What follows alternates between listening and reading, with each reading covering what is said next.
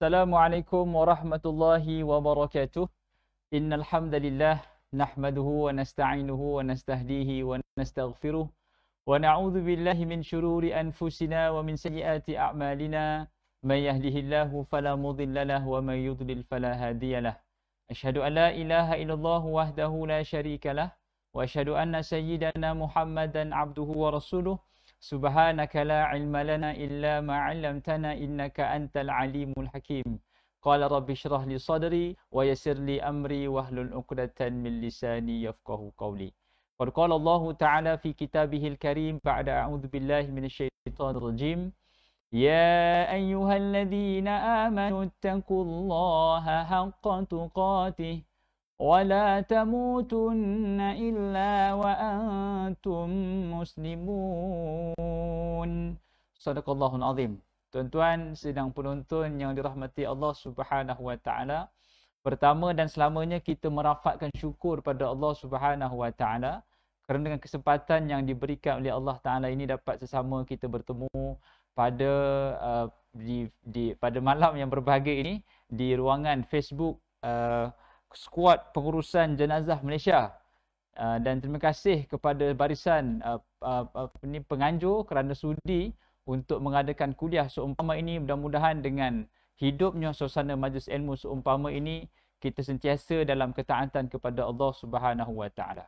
Selawat dan salam ke atas junjungan Nabi kita Muhammad sallallahu alaihi wasallam, ahli keluarga baginda dan para sahabat, para tabi'in, tabi'in, dan doa yang berpanjangan buat umat Islam, khususnya yang berada di Syria, di Palestin, di Myanmar, di Kashmir, di Uyghur, di selatan Thailand, di Filipina, apatah lagi di tempat kita ya, di pantai timur yang sedang dilanda musim hujan ya, dan kita lah secara umumnya yang dilanda dengan wabak penyakit ini, agar Allah Subhanahu wa taala turunkan penawarnya dan dihindarkan kita daripada sebarang bentuk dugaan yang tidak dapat kita tanggung. Tuan-tuan sedang penonton yang dirahmati Allah Subhanahu wa taala, bersama dengan saya pada malam ni Ustaz Sabran Jamil bin Abdul Razak. Sabran Jamil bin Abdul Razak, ya, dengar macam bunyi Jawa. Kan? Adalah sikit darah-darah Jawa tu. Sabran ni sinonimnya dengan Jawa, begitulah. Ala kulli hal, pada malam ini kita akan berkongsikan satu tajuk yang terpilih, iaitu siapakah dia golongan yang disayangi oleh Allah Subhanahu wa taala. Penting ke tidak kita kena tahu tajuk ni? Sudah pastilah penting. Sebagaimana doa yang kita selalu minta pada Allah Ta'ala sepanjang malam bulan Ramadan. Allahumma inna nas'aluka ridhaka wal jannah wa na'udzubika min sakhatika wan nar. Sepanjang malam Ramadan kita minta pada Allah agar diberikan kita kemaafan dan keredaan. Setiap malam, kalau setiap sembahyang tarawih tu, selang 4 rakaat satu doa. Selang 4 rakaat satu doa. Walaupun Ramadan baru ni kita sembahyang seorang-seorang di rumah, tapi saya ingat doa itu memang kita takkan lekang di bibir. Apatah lagi doa itu dibaca sepanjang malam untuk mencari malam Al-Qadar. Kita minta pada Allah redha dan syurga. Ridhaka wal jannah, ridhaka wal jannah. Dan adalah menjadi sesuatu yang tidak munasabah. Bila kita minta pada Allah redha, kita minta Allah syurga, tapi kita tak tahu apa kriteria untuk jadi orang yang Allah sayang. Sudah pastilah orang yang Allah sayang ni, mereka ni lah yang akan ke syurga. Dan sudah pastilah orang yang tidak tahu macam mana nak posisikan diri dia menjadi orang yang Allah sayang. Agak-agak tuan-tuan perempuan, kita dalam sebuah, kalau kita di pejabat sebagai contoh. Kalau bos kata, saya suka staf saya pakai baju warna putih. Tiba-tiba kita selamba rok je pakai baju warna merah. Tak? Maksudnya dari sudut kriteria yang bos sayang, bos suka tu dah kita tak tepati. Tak adalah bos tu marah, tapi maksudnya kita tak menepati kriteria begitulah. Ataupun kita nak lebih agak advance, bos kata datang pukul 8.30. Walaupun secara official rasminya masuk pukul 9 pagi, tapi sebab bos kita manager kata masuk pukul 8.30, kita agak-agak datang pukul 9 ke 8.30. Agak-agak lah. Sudah pasti kita akan datang 8.30 pasal immediate manager kita dah bagi arahan datang pukul 8.30. Apa jadi kalau kita tak lewat? Sudah pasti kita akan dapat kemarahan bos kita. Jadi penting tidak menjadi orang yang Allah sayang? Penting tidak? Pentinglah. Pasal kita duduk di atas muka bumi, yang jantung kita ni berdegup pun atas subsidinya. Yang udara yang kita sedut ni, free of charge. Kan musim coronavirus ni tuan-tuan dan puan. Udara yang percuma ni pun susah nak masuk. Saya pernah dengar satu kenyataan seorang multi-millionaire daripada Sepanyol. Dia kata apa? Anak dia beritahu, bapa aku mati sedangkan bapa aku ni ada berjuta-juta duit di dalam bank. Tak sangka Tuhan nak bagi ujian yang mana benda percuma dia tak boleh ambil. Dari sudut kemampuan dia nak beli, dia boleh beli dunia dia. Bukan beli dunia, dia boleh beli kemewahan dan kekayaan. Tapi apa nak dijangkakan tuan-tuan? Allah Ta'ala turunkan satu musibah, satu ujian, wabak penyakit yang benda free yang terbang atas udara ni kita tak boleh nak sedut. Dia kata apa? Paru-paru dia tak boleh nak absorb udara. Yang selama ni Allah Ta'ala bagi paru-paru kat kita ni kita pandang enteng. Kan? Allah bagi buah pinggang, Allah bagi mata, bagi telinga, Allah bagi in advance adalah menjadi perkara yang tidak munasabah kalau kita tak tahu siapakah dia karakter yang Allah sebut dalam Quran, golongannya Allah sayang. Jadi malam ni secara ringkas insya-Allah kita akan sama-sama mengupas siapakah dia atau apakah dia kriteria manusia yang Allah declare by wording. Allah sebut dengan perkataan, aku sayang kamu. Dalam sebuah syarikat dia ada SOP tau. Kalau SOP ni kalau audit datang, dia akan cari SOP mana SOP. Lepas tu dia tengok kerja, tengok SOP. Tak kena pun kerja kau dengan SOP. SOP orang Islam ni apa dia? Quran lah. Menjadi sesuatu yang tak betul kalau kita bergerak langkah hidup di atas muka bumi tak ikut SOP, iaitu tak ikut Quranul Karim. Jadi malam ni kita akan tengok beberapa kriteria manusia yang Allah sebut, aku sayang mereka ni, yang kita mesti jadikan ini sebagai senarai semak untuk kita meninggal dunia esok dalam keadaan kita telah pun memenuhi kriteria golongan yang Allah sayang. Mesti jadi ya. Mesti jadi orang yang Allah sayang. Kita tak ada kompromi dah. Pasal kita hidup di dunia ni sangat sekejap, ya. Akan ada orang yang berada di ambang maut, dia minta pada Allah, qala rabbi laula akhartani ila ajalin qarib. Ya Allah, tolong tangguhkan umur aku sikit lagi. Kerana apa? La asaddaqa wa aku minas salihin. Aku nak beramal soleh. Dan selama hari ni ya Allah Taala bagi peluang, dia tak berapa nak ambil cakna. Dah malam ni kita betul-betul fikir siapakah di golongan yang Allah Subhanahu Wa Taala sayang. Baik. Dah ambil pen, dah ambil kertas. Kalau tak ambil pen, tak ambil kertas pun tak apa. Tekan like dan share, kang esok ulang balik. Kan? Sama-sama kita ambil nota dan kita letakkan dalam amalan harian insya-Allah. Golongan yang pertama. Allah Subhanahu Wa Taala berfirman dalam suratul Ali Imran. A'udzubillahi minasyaitonirrajim.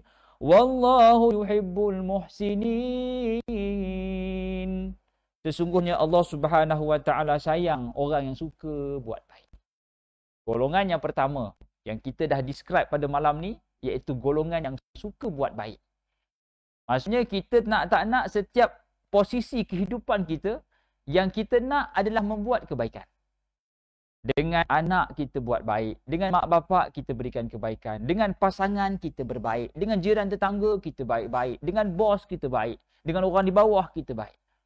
So maksudnya kalau orang pandang kita, dia ni orang baik, benar baik orangnya. Kan? Maksudnya kita menempati kriteria yang pertama yang Allah Ta'ala sebut dalam Quran.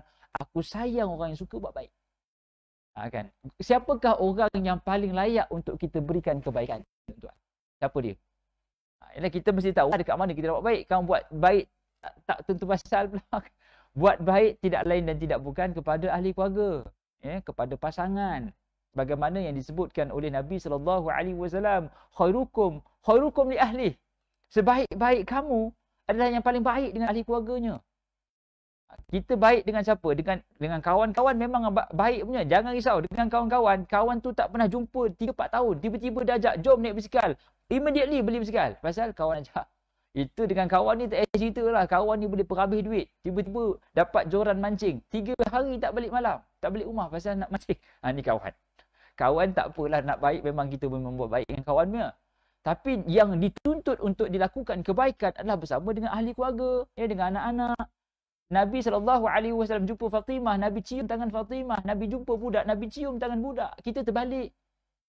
Kita minta budak cium tangan kita. Kadang-kadang kita pergi keluar jamban, budak pun cium. Pening budak. Ya Allah, pakcik. Baru rokok, pening budak tu.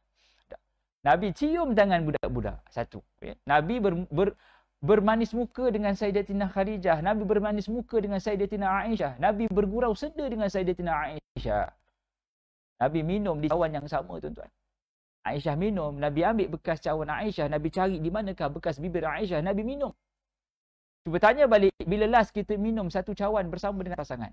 Kalau tak pernah ataupun dah lama dah, ya Allah Ustaz, lama dah tak minum satu cawan, malam ni boleh mula. Walaupun malam ni bukanlah malam Jumaat, jangan risau, boleh minum satu cawan, tak ada masalah. Cuma bagi yang abang-abang lelaki, pastikan misai itu trim lah. Nanti kan misai itu berenang, macam kalah ikan geli tak? Bini tengok, abang, saya tak perasan misal abang berenang macam ikan geli bang. Bini pun kata, abang habiskan je lah, saya air baru. Nak pakatnya nak minum air sama. Tak sekali suami tu misal masuk dalam air. Bini pun tak sedia nak minum air daripada misal suami tadi. Jadi benda banyak-banyak benda. Baik dengan isteri, baik dengan anak-anak, apatah lagi baik dengan mak bapak adalah prioriti nombor satu dalam kehidupan untuk menjadi orang yang terbaik. Apatah lagi kita dituntut untuk berbaik dengan jiran tetangga. Ya. Kadang-kadang kita bergaduh dengan jiran, bab parking bergaduh, bab buang sampah bergaduh, benda kucing pun bergaduh. Bila kucing ni rembat makanan kucing rumah sebelah rembat kucing ni. Belum cerita dia rak rumah sebelah lagi. Saya dah kena juga tuan-tuan, jiran sebelah ni, ialah maklumlah kadang-kadang dalam keadaan kita berjiran, ada binatang peliharaan yang kita jaga, ada tempat yang mungkin kita dah allocatekan tempat binatang tu untuk membuang. Tapi dia buang tempat lain, mana kita nak kisah, mana kita nak jaga tuan-tuan. Tiba-tiba dia dah kencing kat kasut rumah sebelah. Kasut rumah sebelah tu dah lah kasut dia mahal. Dah kencing pula. Kita minta maaf lah bermanis mulut. Kadang-kadang kita ada pokok mangga depan rumah. Siapa-siapa yang ada pokok mangga depan rumah tu, perhatikan. Kalau kita tak dapat bagi buah-buahan, pastikan daun-daun tu tak sumbat longkang orang. Ini dah lah buah tak bagi, dia bagi daun kering. Kan? Daun kering dia bagi, kerengga lagi dia bagi, yang getah-getah dia calit sikit. Ini buah dia benda-benda terkedarah seorang. Adab bersama jiran. Kadang-kadang kita tak perasan. Kita dituntut untuk buat kebaikan. Dengan ahli keluarga dituntut untuk prioriti buat baik nombor satu. Yang kedua dengan jiran. Sebagaimana Nabi SAW sebut, man kana yu'minu billahi wal yawmil akhir falyukrim jarahu. Siapa beriman pada Allah dan hari kiamat, maka muliakan jiran. Jangan bergaduh dengan jiran je. Hari inilah hari kita berbaik dengan jiran. Hari jiran sedunia. Buatlah apa-apa pun. Dengan rakan satu jiran itu, kita buat grup WhatsApp. Hari-hari bagi salam, bagi senyuman. Mana kita nak tahu di kalangan jiran kita ada yang nak masuk Islam. Rupanya dia nak masuk Islam tapi dia terpaksa cari jauh kat Perkim. Rupanya jiran sebelah boleh mengajar pasal Islam. Jadi golongan yang pertama yang Allah sayang pada malam ni, golongan yang buat baik. Jadi esok apa kita nak buat? Jadi orang yang suka buat baik. Biar orang tak appreciate pun tak apa. Kadang-kadang kita buat baik nak orang hargai. Rugi. Kalau orang hargai, kita buat. Orang tak hargai, kita tak buat. Tak jadi gitu. Kita nak Allah Subhanahu Wa Taala hargai. Dan Allah Taala sebut, oh dah aku sayang kamu. Kalau kamu buat baik, aku sayang kamu.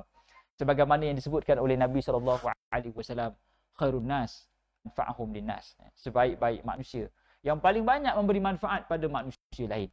Ini orang baik.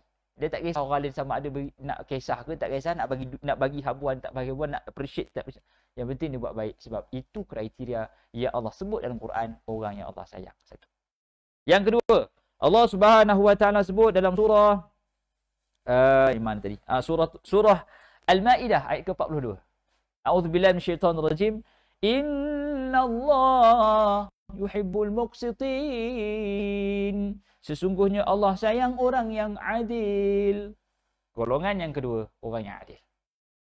Adil macam mana tuan-tuan? Dari sudut usul fiqhnya, bila kita sebut tentang adil, wadu syai' fi makanih, meletakkan sesuatu betul pada tempat dia. Jadi dalam apa juga keadaan kita buat, dalam apa juga judgement yang kita buat, dalam apa juga tindakan yang kita buat, pastikan neraca keadilan diletakkan raqam wahid, nombor satu. Dalam keadaan je lah, kadang-kadang kita dengan anak-anak, kita ada anak yang paling kita sayang, dia ada anak yang paling tak berapa nak sayang, ada anak yang suka dimarah-marah.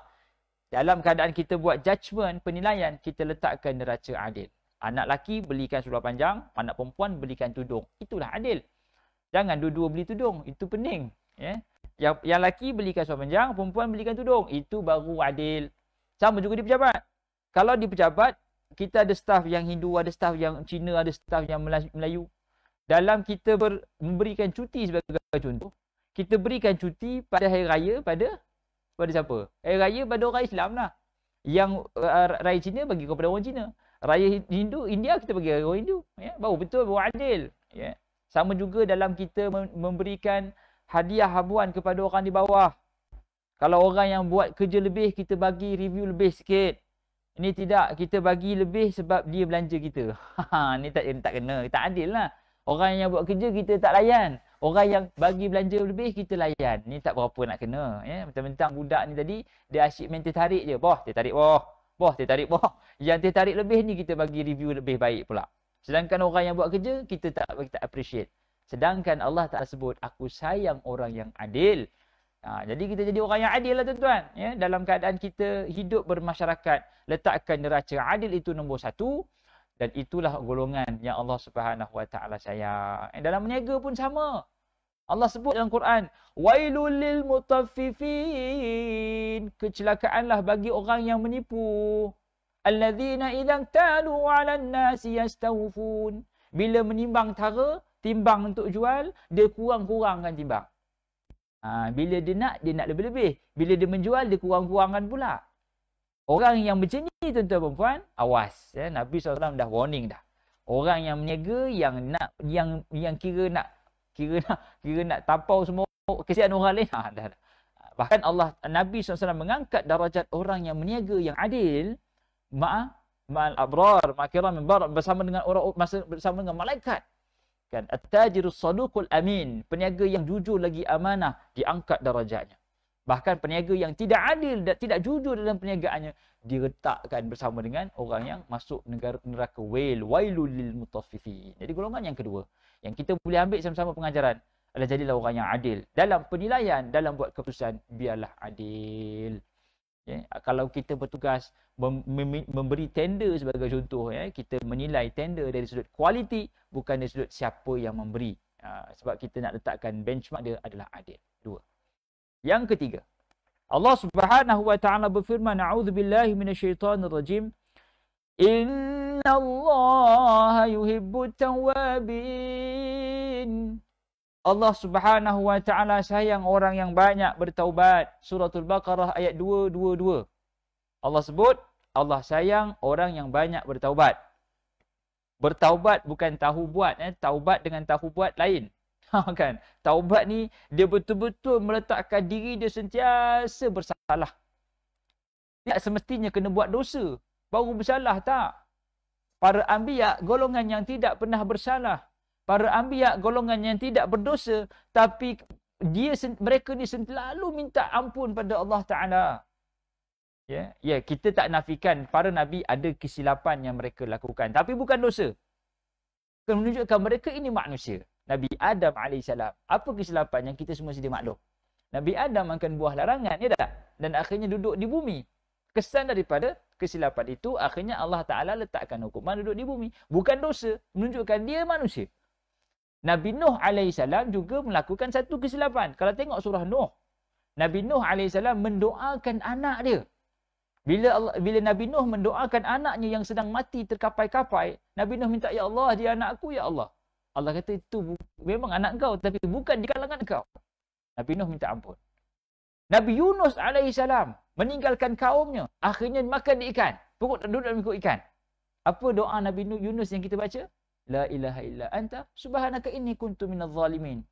Itu satu bentuk penyesalan, mohon ampun, taubat pada Allah Taala. Nabi Yunus alaihissalam.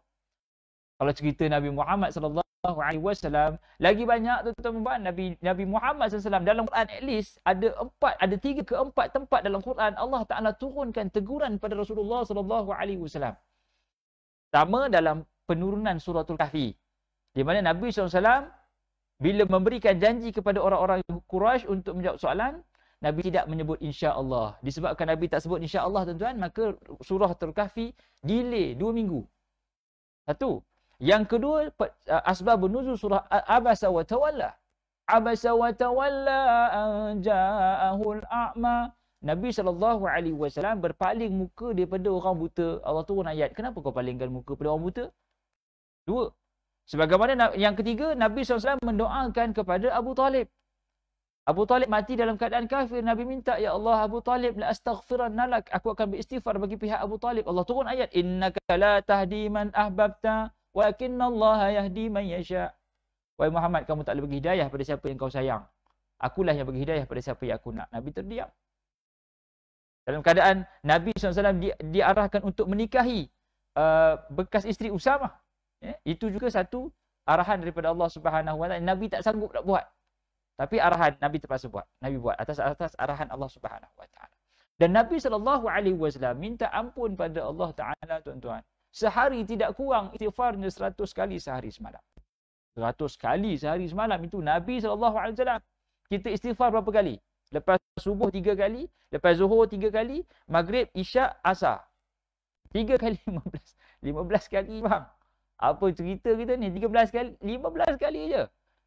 15 ni berapa sen, berapa minit sangat. Kalau kita tengok naik basikal 2, 3, 4 jam orang boleh kayuh basikal lah. Kan? Kalau cerita bab basikal, kawan saya tengok dia kayuh 200 km. Hoi.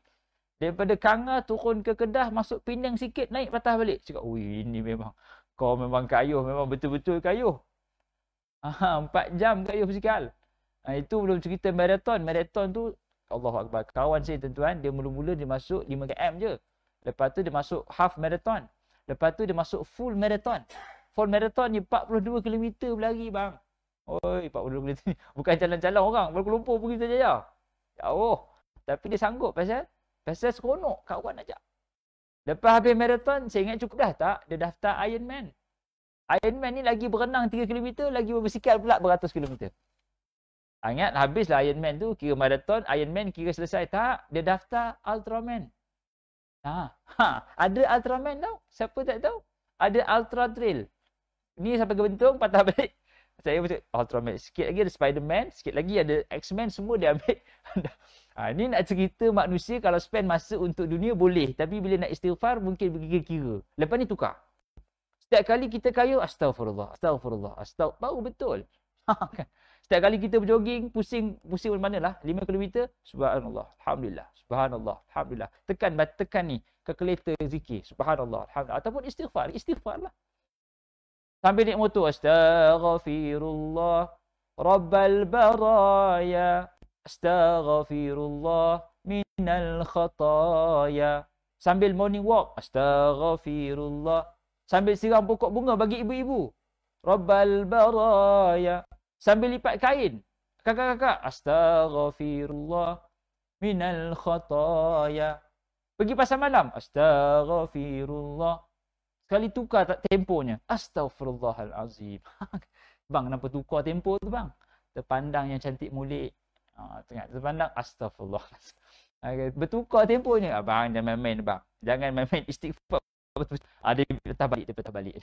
Kan dia tak adalah nak marah orang pasal tengah istighfar. Istighfar juga tapi astaghfirullahalazim. Kan. Tak apa istighfar. Yang penting istighfar. Nak ceritanya istighfar ini golongannya Allah Subhanahu Wa Taala sayang. Amalan para anbiya mohon ampun kepada Allah Taala selalu. 3 golongan yang Allah sayang. Allah orang yang suka minta ampun pada Allah Taala. Nabi SAW solatnya sampai bengkak kaki tuan-tuan. Kerana apa? Kerana mohon ampun pada Allah Taala banyak. Kita bengkak juga kaki. Kita fikirlah bengkak kaki pasal apa? Ada yang main futsal, ada yang naik basikal, ada yang kena gaut. Macam-macam kita bengkak kaki. Kalau main bola tu iyalah. Kan? Bengkak juga kaki, ya tak? Baik, golongan ketiga. Yang keempat, Allah Subhanahu Wa Taala berfirman. Tambah sikit daripada ayat tadi. Wa yuhibbul mutatahhirin. Allah sayang orang yang pembersih. Wa yuhibbul mutahhirin. Allah sayang orang yang menyucikan diri. Allah sayang orang yang pembersih. Nabi SAW orang yang pembersih tuan-tuan. Nabi kata Sayyidina Bilal, ya Bilal, apakah amalan yang kau buat sampaikan aku dengar tapak kakimu di syurga? Bilal kata, ya Rasulullah, apa lagi amalan yang aku nak buat? Tak ada amalan yang special melainkan berwuduk dan jaga wuduk. Wuduk ni kan amalan pembersih. Allahu Akbar. Kita boleh duduk di rumah sekarang tuan-tuan. Tak banyak keluar pergi pejabat PKP kan. Dia boleh jaga wuduk. Amalan yang cukup simple. Nabi dah bagi dah satu benchmark kaki di syurga. Bilal namanya. Kerana apa? Wuduk. Kita bukan musim winter negara Eropah. Kita tak ada winter. Kita bukan negara Afrika yang tak ada air. Air di satu. Kita ni negara Malaysia yang air melimpah ruah. Sungai melambat-lambat. Hujan turun daripada langit. Air ada. Air dari bumi ada. Hanya perlu berwuduk, jaga wuduk. Boleh Bilal kakinya di syurga. Ini amalan pembersih. Allah sayang. Nabi SAW bersih Nabi tuan-tuan. Nabi suka apa? Nabi suka gosok gigi. Nabi sebut dalam sepotong hadis, laula an asyqa ala ummati la amartuhum bisiwak inda kulli salah. Kalau tidak memberatkan umat aku, nescaya aku suruh dia gosok gigi setiap kali nak sembahyang. Maksudnya apa? Bersihlah Nabi ni. Nabi suka pembersih, Nabi suruh gosok gigi. Tapi tak mampulah pasal sahabat ada yang tak mampu nak gosok gigi setiap waktu. Tapi Nabi kata kalau boleh buat, itulah yang terbaik. Gosok gigi. Kayu sugi, bawalah kayu sugi. Kalau ada peruh gigi, bawa masjid. Kalau pandai buka, bawa peruh gigi pergi masjid. Kalau tak nak bawa kayu sugi. Cuma jangan tinggal kat bilik air tempat wuduk lah. Sekejap lagi kan cleaner datang, dia gosok pula jamban. Kita pun sauk balik kat gigi. Alamak, kan rasa lain macam lah nanti. Pastikan kita jaga kebersihan. Kalau di asrama kan tengok peruh gigi tu kan, confirm kita humpan dalam tu sampah. Jangan bawa peruh gigi, lepas tu tak pandai nak nyimpan. Bersihnya Nabi SAW, Nabi suka wangi-wangian. Wangi-wangian ni amalan sunnah. Hari Jumaat Nabi suruh wangi-wangian. Nabi suka berwangi-wangian. Berperuh gigi. Wangi-wangian. Lagi apa? Nabi kata, selalulah pakai jubah putih. Banyakkan kalian memakai baju putih. Nabi ada jubah, majoriti jubah Nabi adalah jubah putih. Nabi ada jubah hitam, Nabi ada jubah merah, Nabi ada jubah hijau, Nabi ada jubah putih. Tapi most of the time Nabi akan pakai jubah putih. Bukan calang-calang orang boleh pakai jubah putih ni. Putih satu hal. Nak menjaga keputihan itu 2-3 hal. Kalau dapat mi kari, fikir 4 kali nak makan. Takutkan merecik. Nak sedut. Sedut tu kam. Sekejap lagi kan baju bercorak-corak macam. Bukan calang-calang orang boleh pakai jubah putih ni. Tapi Nabi suruh pakai jubah putih. Nabi SAW seorang yang pembersih. Nabi boleh begitu. Boleh konsisten pakai jubah bersih. Jubah putih. Nabi apa lagi? Nabi menyimpan rambut. Nabi sisirkan rambut. Itu tanda bersih. Bukan calang-calang orang boleh ada rambut panjang. Rambut panjang jaga rapi. Allahu Akbar. Ini tanda kebersihan. Saya kalau sendiri kalau rambut panjang saya botak je. Tak boleh nak jaga. Tapi kalau ada rambut panjang boleh jaga. Itu terbaik. Itu antara amalan sunnah Nabi SAW. Nabi minyakkan rambut. Minyak wangi. Gosok gigi. Jaga rambut. Nak tahu Nabi lagi keterampilan dalam satu peperangan. Kata Aisyah, nak pakai ternampak sado di tangan. Aisyah kata, aku tengok jubah Nabi hitam ni ketat di tangan. Maksudnya Nabi ada bicep lah. Ini nak tahu keterampilan Nabi pula. Tak apalah. Nabi ni berketerampilan cerita orang bersih. Nabi jaga physical appearance ni Nabi jaga. Kata Aisyah, kalau Nabi mandi, air dia terus turun ke bawah. Maksudnya Nabi ada flat tummy, bicep pun terjojol. Tuan-tuan boleh challenge ke? Umur 60 jadi panglima perang Tabuk. Jadi panglima perang lawan Roman Empire ni international punya friendly. Lawan Rom tahu perang Tabuk ni lawan Rom. Nabi jadi panglima perang. Travel bukan kaleng-kaleng punya travel. 500 km. Madinah Tabuk 500 km. Nabi jadi panglima perang. Nabi pakai jubah hitam. Ternampak sado di tangan. Lepas ni bolehlah cari jubah macam mana. Tengok jubah ketat di tangan ke apa ke. Kan? Tapi kena tengok perut jugalah. Kan tangan tu ketat tu, ia nampak sunahnya. Kalau perut ketat tu, nampak punah sikit lah. kan terkoyak. Alamak bang, silap jubah. Tangan betul ketat dah. Perut ni terketat pula macam mana. Sudah. Marah Ustaz Rafi kan aku dengan aku dah ni. Dah nampak gaya Ustaz Rafi tu, dia dah pergi ke gym nampak gaya tu. Kan? Di bawah penguasaan Ustaz Mio. Ustaz Mio kalau tak jadi memang dia kena. Baik. Jadi golongan yang keempat, Allah Subhanahu Wa Taala sayang siapa? Orang yang banyak jaga kebersihan. Di rumah pun sama bersih. Di kawasan kerjaan pun kita jaga bersih. Kita jaga tandas kita bersih. Jaga tandas awam pun bersih. Jaga physical appearance kita bersih. Allah turunkan COVID-19 sebab apa? Untuk menguji orang yang pengotor lah. Kan? Allah nak uji siapa yang mengotor tak jaga kebersihan. Jadi Allah berikan kita supaya kita sama kita jaga bersih. Baik, 4. Yang kelima.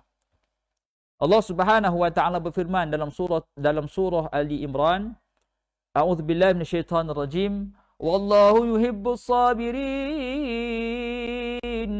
Allah sayang orang yang sabar. Surah Ali Imran ayat 146, golongan yang Allah sayang. Yang kelima malam ni, orang yang sabar. Sabar kata Imam Ghazali ada 4. Yang pertama, sabar di saat susah. Yang kedua, sabar di saat senang. Yang ketiga, sabar dalam melakukan ketaatan. Yang keempat, sabar dalam meninggalkan kemaksiatan. Ada 4 kriteria sabar yang perlu kita memenuhi untuk jadi orang yang Allah sayang. Pertama, sabar dalam susah. Ini senang nak buat. Yalah, bila susah, apa nak kena buat? Sabar je lah. Abang, jiran sebelah tukar abang langsir. Sabarlah. Duit tak ada. Bang, jiran sebelah bang, tukar kereta bang. Sabar. Abang tak ada duit. Abang, Habib jual bang, diskaun. Sabar bang. Tahu pun kau. Tak ada duit, senang nak sabar. Itu sabar yang pertama.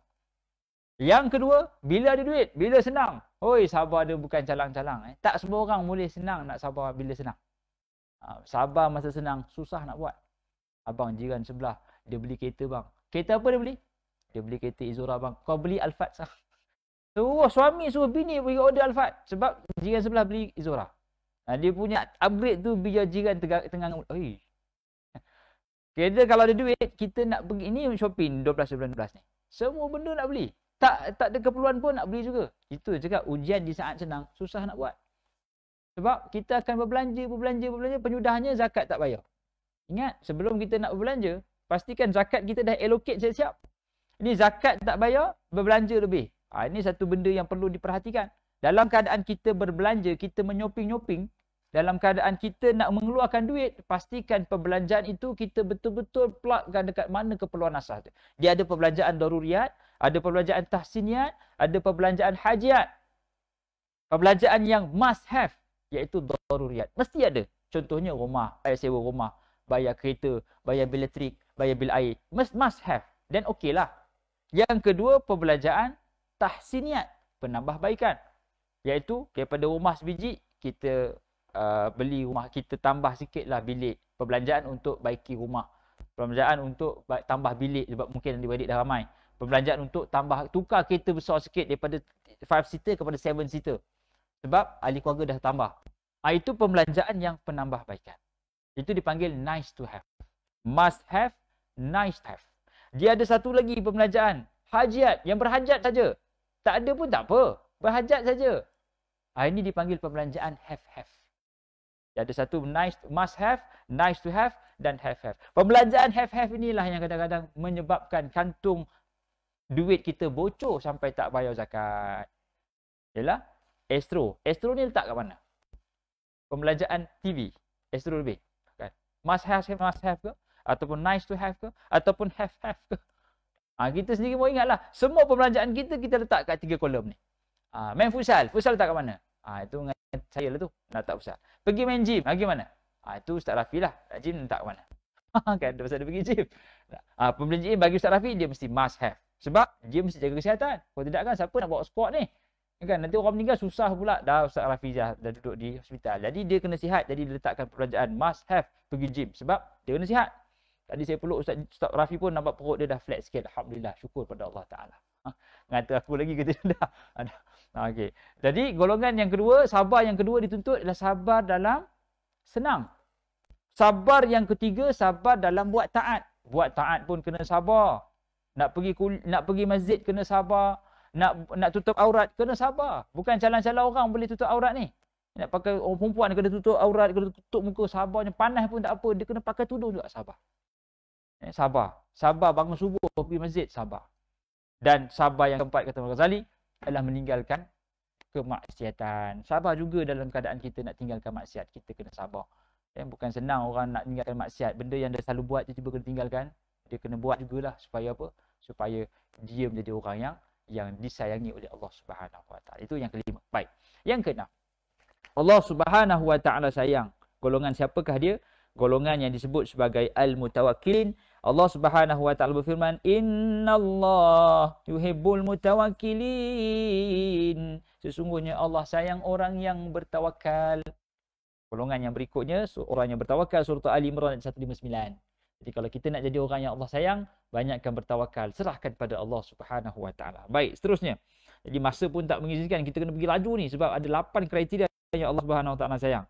Berikutnya, Allah Subhanahu Wa Taala sayang siapa? Orang yang berjihad di jalan Allah Subhanahu Wa Taala. Surah As-Saff ayat keempat, A'udzubillahi minasyaitonirrajim. Innallaha yuhibbul ladzina yuqatiluna fi sabilihi shaffa ka'annahum bunyanun marsus. Sesungguhnya Allah mencintai orang yang berjuang di jalan Allah Subhanahu wa taala dalam keadaan teratur, seakan-akan mereka binaan yang tersusun kukuh. Siapa dia? Orang yang berjuang atas dasar syiar Islam.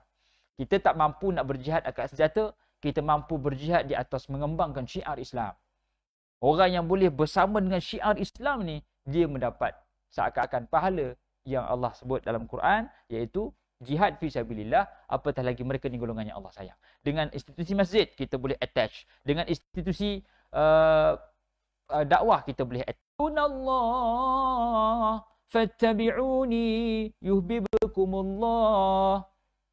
Kalau kamu sayangkan Allah, ikutlah aku, kata Nabi SAW, ikutlah aku, fattabi'uni yuhibbukumullah. Pasti kamu akan disayangi oleh Allah Subhanahu wa taala. Ini kriteria yang terakhir, tuan-tuan dan puan. Golongan yang Allah sayang adalah orang yang suka ikut Nabi SAW. Jadi nak tak nak, kita kena jadikan Nabi Muhammad SAW sebagai role model, sebagai contoh tauladan untuk kita ikuti. Persoalan dia, macam mana kita nak jadikan Nabi SAW sebagai role model kalau kita tak khatam sirah Nabi? Macam mana kita nak jadikan Nabi sebagai contoh tauladan kalau kita tak baca kitab hadis dan kita jadikan majlis membaca hadis itu di rumah, kita tak buat? Macam mana kita nak amalkan sunnah Nabi SAW? Sedangkan kita nak jumpa Nabi SAW ni pada mahsyar ni. Tuan-tuan bayangkan betapa susahnya nak cium Hajar Aswad. Siapa yang pernah pergi umrah, cuba bayangkan. Betapa susahnya nak cium Hajar Aswad. Saya pernah pengalaman bawa umrah, tuan-tuan puan. Saya bawa seorang ni, dia sebekas sarjan polis. Misalnya Allahu Akbar, melentik. Saya kata saja lepas sa'i kita balik hotel dulu, kita lihat. Tak, saya nak cium Hajar Aswad, Ustaz. Dia kata boleh saja, tapi penat ni. Tak apa Ustaz, sekali penat je. Saya memang jenis sekali penat je. Okay. Dia pun cakap sarjan tegak saja, nampak lampu hijau, terus cium. Dia, tuan-tuan, saya sampai di hotel, lepas pada tempat sa'i tu sampai di hotel, dia dah duduk dah dekat meja. Goyang kaki je.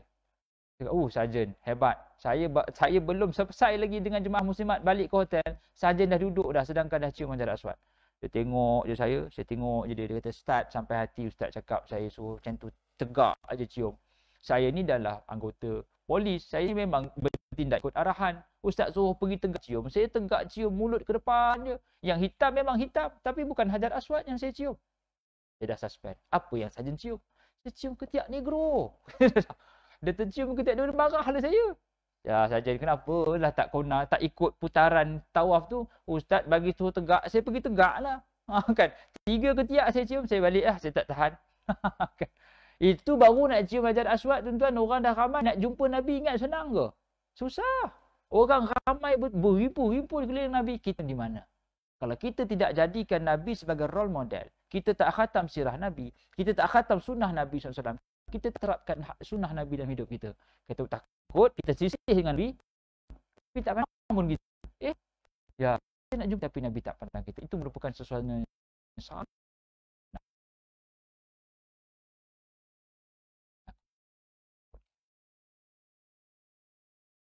Maka aku pasti ubah cara kita hidup, kita ubah cara kita berfikir, kita nak jadi orang yang Allah Subhanahu wa taala sayang dengan menepati kriteria yang telah kita bicarakan sebentar tadi.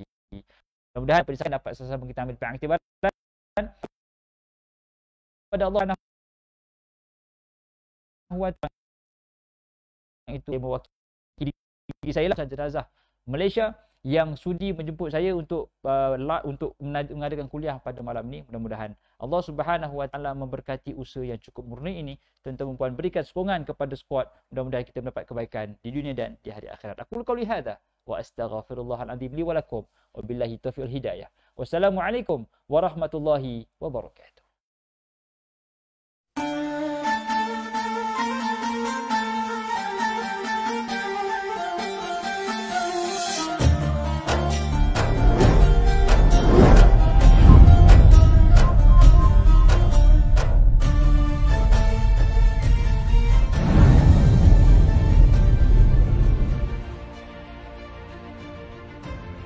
Skuad Pengurusan Jenazah Malaysia merupakan sebuah badan bukan kerajaan NGO peringkat kebangsaan yang khusus berkhidmat dalam pengurusan jenazah sama ada di dalam dan luar negara. Pihak SPJM berpengalaman dalam menguruskan jenazah-jenazah kritikal seperti jenazah reput, HIV/AIDS, TB, COVID-19 dan lain-lain. Berdaftar secara rasmi di bawah Jabatan Pendaftaran Pertubuhan Malaysia ROS sebagai sebuah pertubuhan bertaraf kebangsaan pada tanggal 24 Januari 2018. Bertujuan membantu waris yang kurang berkemampuan dalam mengendalikan urusan jenazah ahli keluarganya dan mendidik masyarakat tentang keperluan mendalami ilmu pengurusan jenazah.